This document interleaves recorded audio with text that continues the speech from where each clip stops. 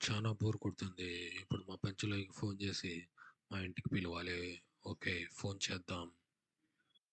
Hey Penchulayya ఎక్కడున్నావురా? త్వరగా మా ఇంటి దగ్గరికి అర్జెంట్‌గా రా. నీతో ఒక విషయం మాట్లాడాలనుకుంటున్నాను. త్వరగా రారా. బండైనా ఏదైనా గానీ త్వరగా వచ్చేసేయ్ మా ఇంటి దగ్గరికి. Okay. Tata. Bye.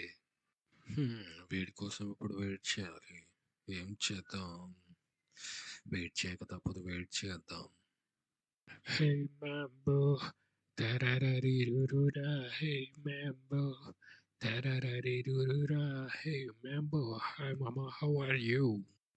Hey Penchulayya దా వచ్చి కూర్చో నీకోసమే వెయిటింగ్ బ్రో. ఓహ్ థ్యాంక్స్ బ్రో. యా ఇప్పుడు చెప్పు ఏంటో మ్యాటర్.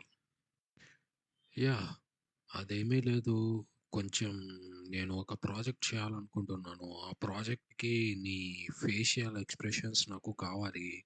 ఇంకా చూస్తే టుమారో పెడతా అన్నావు. కానీ ఇంకా పెట్టలేదు. So, oh! Sorry bro. నేను పెట్టడం మర్చిపోయాను. నాకు కొంచెం వర్క్ ఉండి నేను చూసుకోలేదు. ఓహ్! Sorry, sorry. ఇప్పుడే తీసేసుకుందాం. ఏమంటావు? ఓకే. అసలు మన స్టోరీ ప్లాట్ ఏంటి అంటావు? మన భూమి అంతానికి దగ్గరైన సమయం అది. ఓజోన్ పొర మెల్లమెల్లగా క్షీణిస్తుంది. ఇంకొన్ని 3 సంవత్సరాల్లో మన భూమికి ఓజోన్ పొర మొత్తం తెగిపోతుంది. దాని పరిమాణం ఏంటో తెలుసు కదా!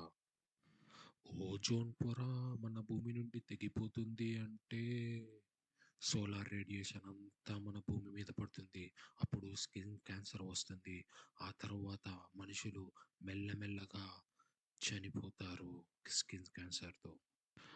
మనుషులే కాదు, భూమి మీద ఉన్న ప్రతి జీవి అంతమవుతుంది.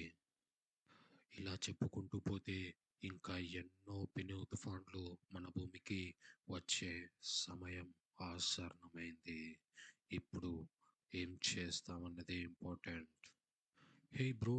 నీ ఉద్దేశ్యం ఏంటి? ఇప్పుడేం చేద్దామని? The quantum computer. The quantum computer? What's that bro? Do you know the super computer? Yes, I know the super computer.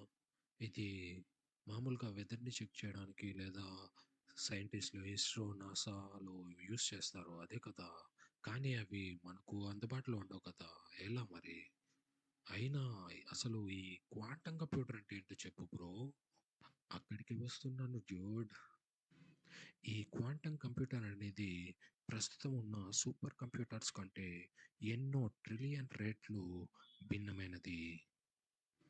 So అయితే ఈ క్వాంటం కంప్యూటర్‌ని మనం కనిపెట్టామంటే, ఈ ఓజోన్ పొరని రాబోయే చానా విపత్తులో భూమిని నాశనం చేసే విపత్తులని అన్నింటికి పరిష్కారం మనకు ఆ క్వాంటం కంప్యూటర్‌లో దొరుకుతుంది.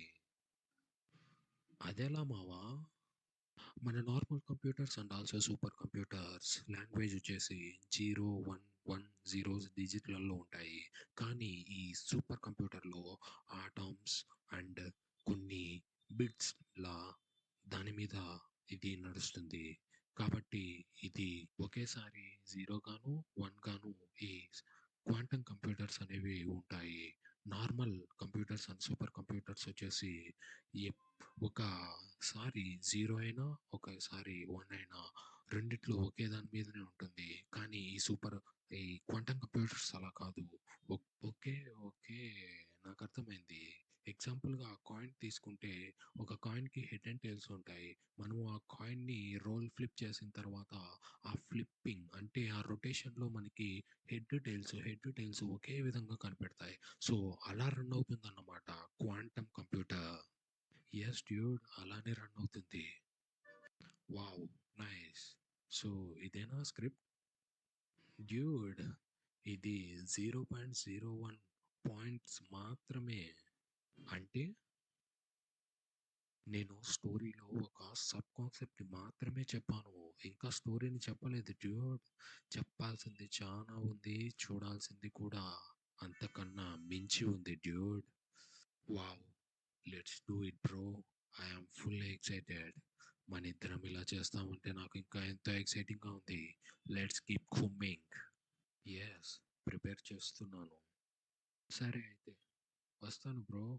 మళ్ళీ కలుద్దాం. ఓకే. తప్పకుండా డ్యూడ్. మళ్ళీ కలుద్దాం. సో గాయ్స్, నేను మళ్ళీ వచ్చేసాను ఒక కొత్త కాన్సెప్ట్‌తో విత్ యానిమేషన్ స్టైల్. ఇప్పటి నుంచి యానిమేషన్ రూపంలో నా థాట్స్ అండ్ స్టోరీస్‌ని నేను ఇప్పుడు ఎక్స్‌ప్లెయిన్ చేయబోతున్నాను. Are you ready for thought?